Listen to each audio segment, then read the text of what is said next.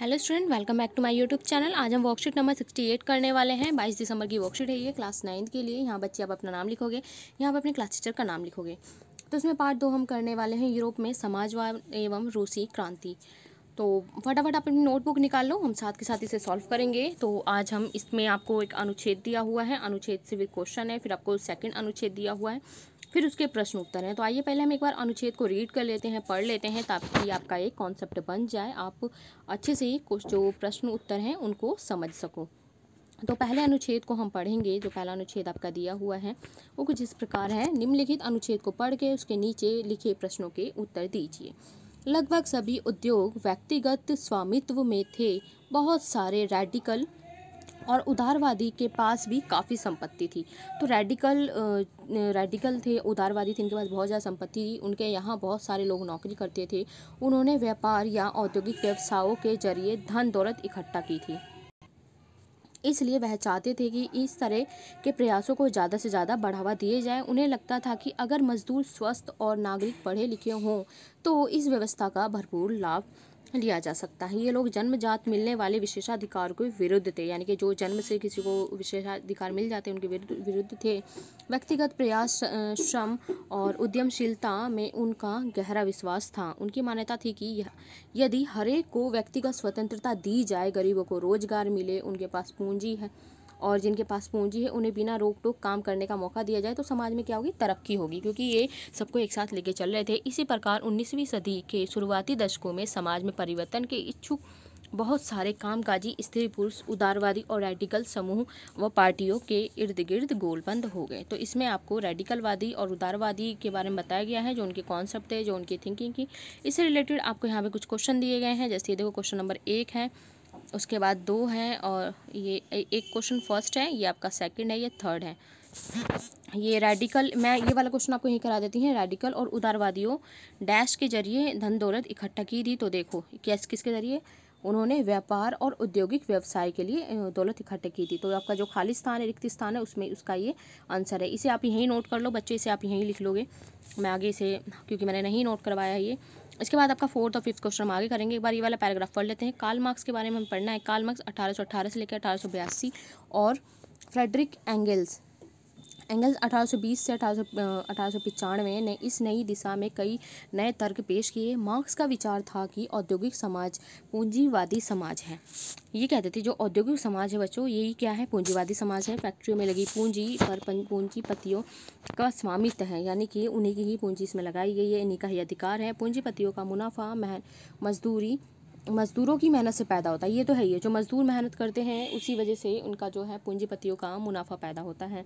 Marks का निष्कर्ष था कि जब तक पूंजीपति इसी तरीके के मुनाफे का संचय करते जाएंगे, तब तक मजदूरों की स्थिति में सुधार नहीं होगा। क्योंकि जो मजदूर इतनी मेहनत करते हैं, जो फिर उससे पूंजीपति को जो भी उसे बेनिफिट हो रहा है, उसका जो जितना फ़ायदा हो रहा है, तो ये क्या करते हैं, अपना जोड़ते रहते हैं। और जो मजदूरों की स्थिति में इतना सुधार नहीं आ पाता है, अपनी स्थिति में सुधार लाने के लिए मजदूरों को पूंजीवाद व निजी संपत्ति पर आधारित शासन को उखाड़ फेंकना होगा। मार्क्स का विश्वास था कि खुद को पूंजीवादी शोषण से मुक्त कराने के लिए मजदूरों को एक अत्यंत भिन्न किस्म का समाज बनाना होगा, अलग अलग तरीके का समाज बनाना होगा, जिसमें सारी संपत्ति पर पूरे समाज यानी कि सामाजिक नियंत्रण और स्वामित्व रहेगा। उन्होंने भविष्य में इस समाज को समाजवादी यानी कम्युनिस्ट समाज का नाम दिया था।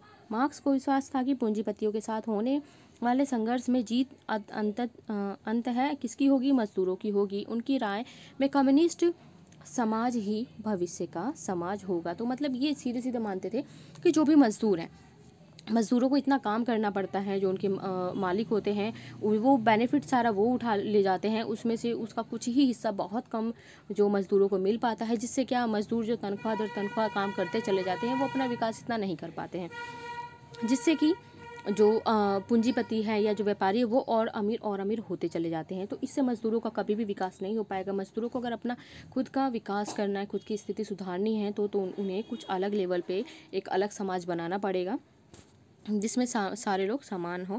और इसमें आपके कुछ क्वेश्चंस दिए हुए हैं, ये देखो आपको कुछ 4-5 क्वेश्चन है। तो आइए हम करते हैं फटाफट इसके प्रश्न उत्तर। अगर बच्चे आप मेरे चैनल पे नए हो, कोई मेरे चैनल पे नया है, तो ज़रूर चैनल को सब्सक्राइब कर दो, वीडियो को लाइक कर दो और इसे अपने दोस्तों के साथ भी ज़रूर शेयर करें और कमेंट करके ज़रूर बताएं कि आपको हमारी वर्कशीट कैसी लग रही है और आपको आज की वर्कशीट भी कैसी लगी है। और आज की आपकी बाकी 9th की वीडियो यहाँ पे अपलोड हो गई है, तो उसे जाके आप ज़रूर देखेंगे।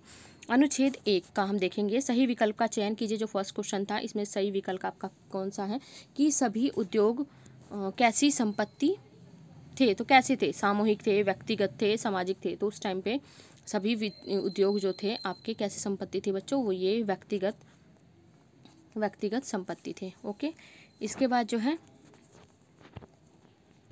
इन उद्योगों के स्वामी और नौकर कौन थे। तो इन उद्योगों के रैडिकल और उदारवादी स्वामी थे। कारखानों में काम करने वाली मजदूर नौकर थे। तो जो उद्योग थे उनके तो जो मालिक थे रैडिकलवादी थे, उदारवादी थे, लेकिन काम करने वाले कौन थे, इसमें मजदूर नौकर थे, जो अभी हमने मजदूरों के बारे में पढ़ा है।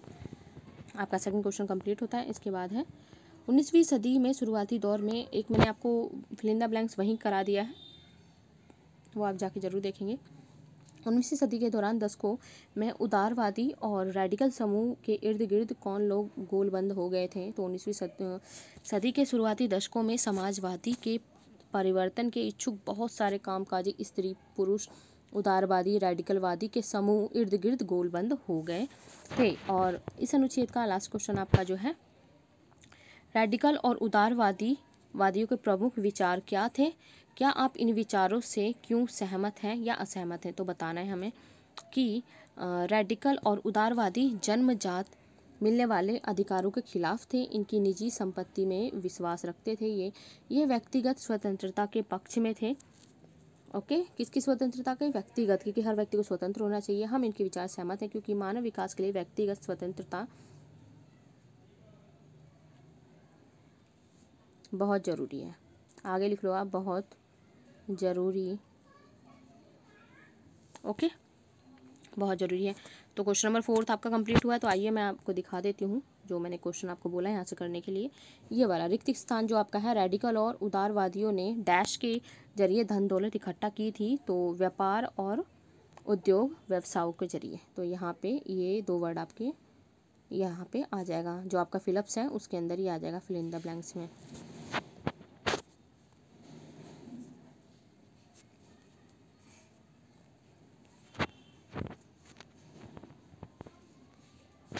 अनुच्छेद 2,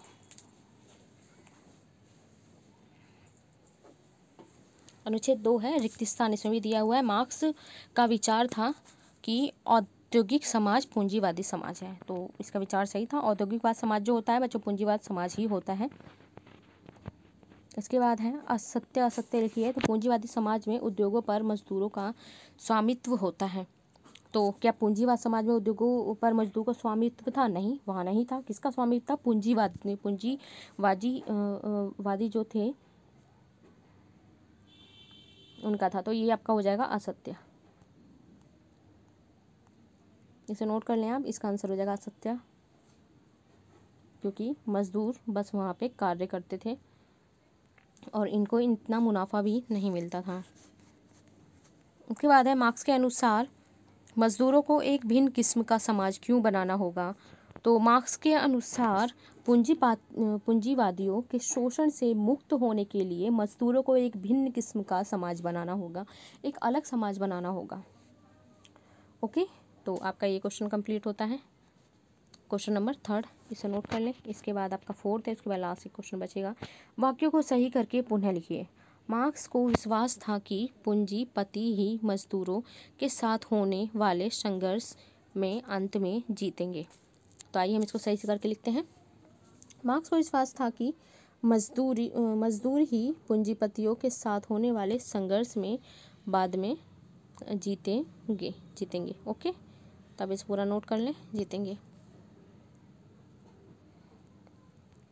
तो प्लीज़ बच्चों मेरे चैनल को जरूर से सब्सक्राइब करें, एक क्वेश्चन अभी रहता है, और वीडियो को ज़रूर से लाइक करें। कमेंट करके ज़रूर बताओगे कि आपको हमारी वर्कशीट कैसी लगती है, और अपने दोस्तों के साथ इसे शेयर आप लोग ज़रूर करोगे।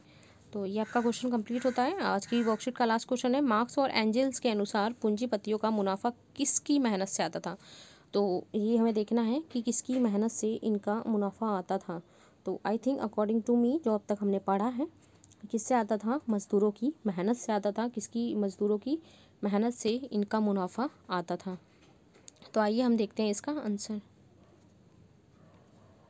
मार्क्स और एंजल्स के अनुसार पूंजीपतियों का मुनाफा मज़दूरों की मेहनत से आता था। यहाँ था लिख दो। तो आई होप आपको आज की वर्कशीट अच्छी लगी होगी। तो चैनल को जरूर से सब्सक्राइब करें, अपने दोस्तों का शेयर करें, लाइक भी करें और कमेंट भी करके ज़रूर बताएं। आपकी 9th क्लास की बाकी वर्कशीट भी इस चैनल पर अपलोड है, तो उसे जाके आप ज़रूर देखोगे। आपको सारी वर्कशीट वैसे अपलोड करा दी जाती हैं। तो मिलते हैं नेक्स्ट वीडियो में नेक्स्ट वर्कशीट के साथ। तब तक के लिए goodbye, take care and thank you for watching my video.